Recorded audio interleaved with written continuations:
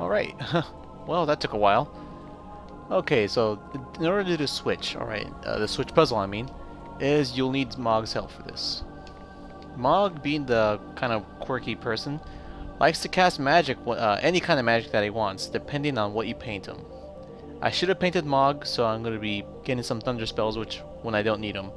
So, I'm really going to hope myself lucky here because this isn't exactly an easy switch to do, but apparently the method of doing this is you're supposed to take out the corresponding magic that is diagonal to your character, where they are, and make sure Mog has an ice spell ready. So then you can target that spell that's in front of me, and you'll be able to target. You'll be able to hit the other switch, which is across the side. And let me just move this chalice out of the way. So let's try to do this, and let's see if we won't fail. All right. Well, that's not exactly the spell that I wanted here, but Mog doesn't like to work with people because he's that kind of guy. Alright, I got him.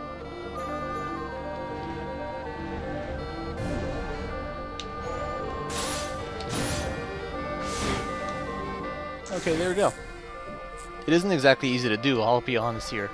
A while back I tried to record this a long time ago, and I kept on failing on that so many times, and I don't know how much footage I had, but it was I would say over an hour, just because, and it was just me half the time just trying to do that switch, which took forever. And that switch is pretty easy to get. It's a multi-type magic, so you can hit it with any kind of magic you want. And this area also holds a Moogle house, I believe. I could be wrong though. First of all, I just want to take this guy out because he's the most threatening one.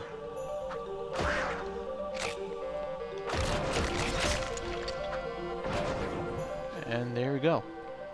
Alright, some more to the right of this area. There is a Moogle just hanging around here. I don't know why. But Moogles like to hang around the weirdest places out there, so hey, it's Final Fantasy, then why not? Alright, no, oh yeah, I just summoned a bunch of mimics here, and alright, got myself into a pickle. Okay, there's a bunch of mimics here. If you hit one of them, then you're pretty much gonna alert all of them.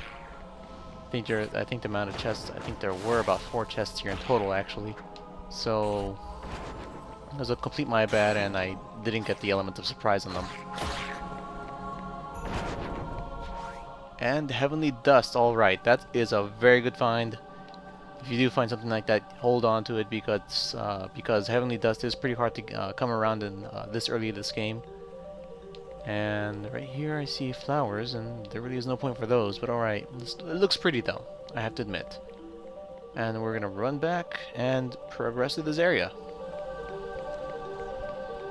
This area is also pretty infamously known for Cerberus, as Cerberus will become hard to find early on in this game because they're used to make weapons. But you get to find Cerberus in, I believe, Goblin Wall. Whoa. And yeah, they're over there. Well, they come out over there around the second cycle. And right here you see a key, you see a lock for this door over here, and that's where the Moogle house is. In order to get that key, though, is apparently you need to do that on multiplayer. I'm going to show you guys how weak the Cerberus are to blizzard attacks. Any blizzard attack will do. So these guys are really weak.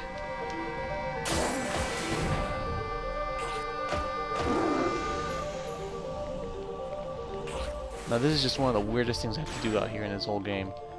But if you guys ever played at Rebena Te Ra, any veterans of this whole area will know that there's a little tile over here that you can step on. In order to open this door, you have to get hit by this little guy's attacks. It's purple, so this signifies electric attacks. I'm gonna see if I can try to avoid it though. And I got hit, but I activated the door, so I should be fine. And that is one of the weirdest things about this level. You have to get hit in order to open some doors. That's why I kind of said doing this area while you're trying to do a no-hit run is kind of impossible.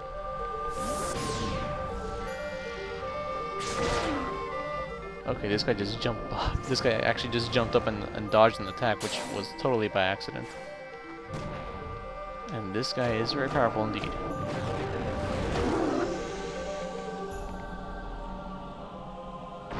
But I'm also really hoping he'll drop a Cerberus Fang, just because I need it.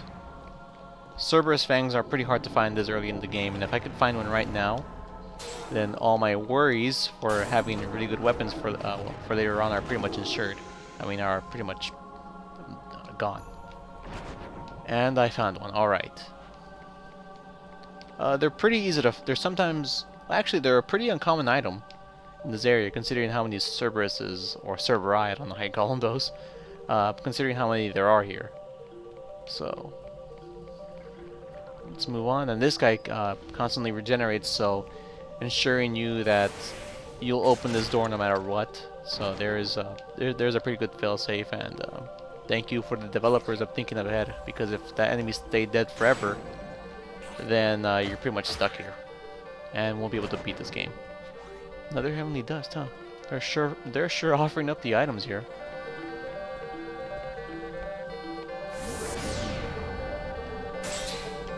So you guys know the strategy, just freeze the enemy first and then attack him to do triple damage. It's a pretty neat attack. You guys may also notice that I still have the dual shooter on me. One thing I like about the dual shooter is the fact that it's ranged. It shoots 2 shots. The Queen's Heel, which is a little more powerful than the dual shooter, it's more physical, and personally the Selkie isn't a very good wall, so Selkies can't exactly take lots of hits. That's why I'm trying to stay far away from the enemy as possible. I could have sworn there was an enemy here. Huh. Okay, this is one of the more funkier puzzles to do here. Okay, so you're apparently supposed to get attacked on every single tile, that is, by this guy over here. Or I think you're supposed to get hit on 3 tiles, I believe. And let's see, or I think you're supposed to do a certain combination. Maybe you are supposed to do a certain combination, which I obviously don't remember. Oh shoots. Yeah, I obviously don't remember what's going on here. I apologize for that, folks, but these switches are really weird, and they're sometimes really quirky, and I think I'm supposed to get hit by 3 of the same magic on each tile, so yeah, there you go. And we don't like hearing the Legend of Zelda beep after you get low health, so I'm gonna see if I can try to relieve you guys from that.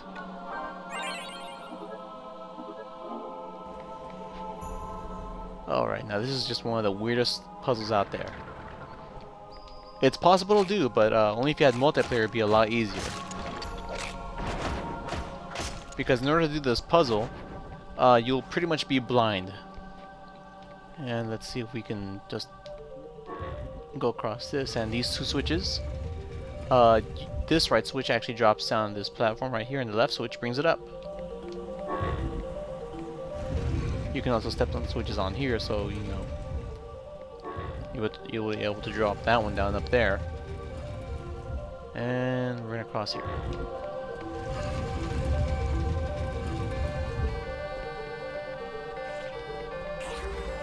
And you're gonna see a key up there. Okay, now that key is just weird to get. I'm gonna try to get it though. The way you're supposed to get it is you're supposed to kind of step on the switches over here and try to get some guy up there.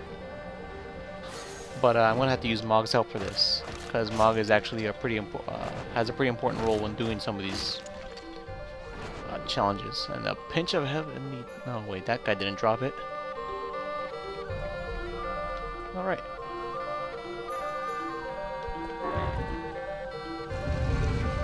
Okay, I'm just trying to see how to do this. Okay, I got it now.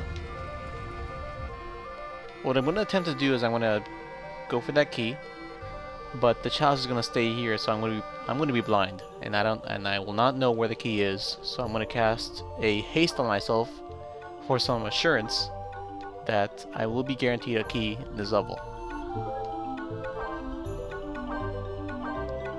I think there is no yeah, okay, there we go. I'm really hoping that there will also be another cure I have. There we go. So I can do this puzzle properly and quickly, because I'll be taking lots of damage once I leave this chalice circle.